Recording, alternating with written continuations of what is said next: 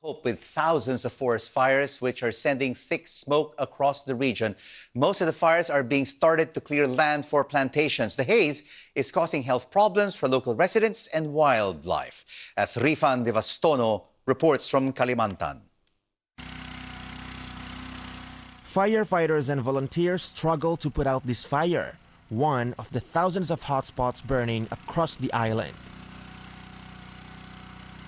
But their water resources are running out. The community is praying for rain. Our main problem now is water.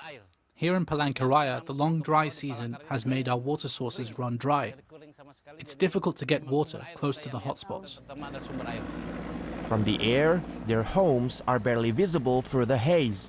Hundreds of thousands of acres of burning forest and peatland has thrown a toxic blanket over the region. It's having a devastating effect on people's health. Tens of thousands of people are now suffering from haze-related illness. This local hospital has set up this clinic with beds and oxygen for the locals who's been breathing in toxic haze for weeks. And the air outside is having real impact on the locals, and some of the worst affected are children. This 5-month-old baby has been struggling to breathe.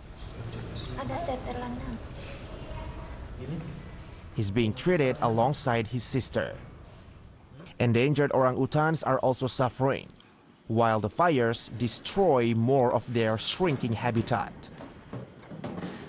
Their forest cleared to make way for lucrative palm oil plantations.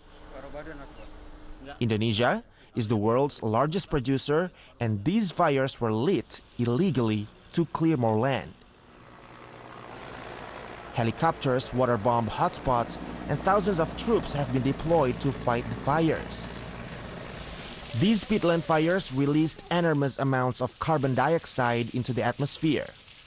At the peak of the 2015 fires, the worst in 2 decades, the blazes are estimated to have emitted more greenhouse gases than the entire U.S. economy in the same period. After those devastating fires, Indonesia vowed to prevent it from occurring again. But observers say that weak law enforcement and corruption is the major barrier to stopping them coming back every year. Rifan Devastono, BBC News, Kalimantan.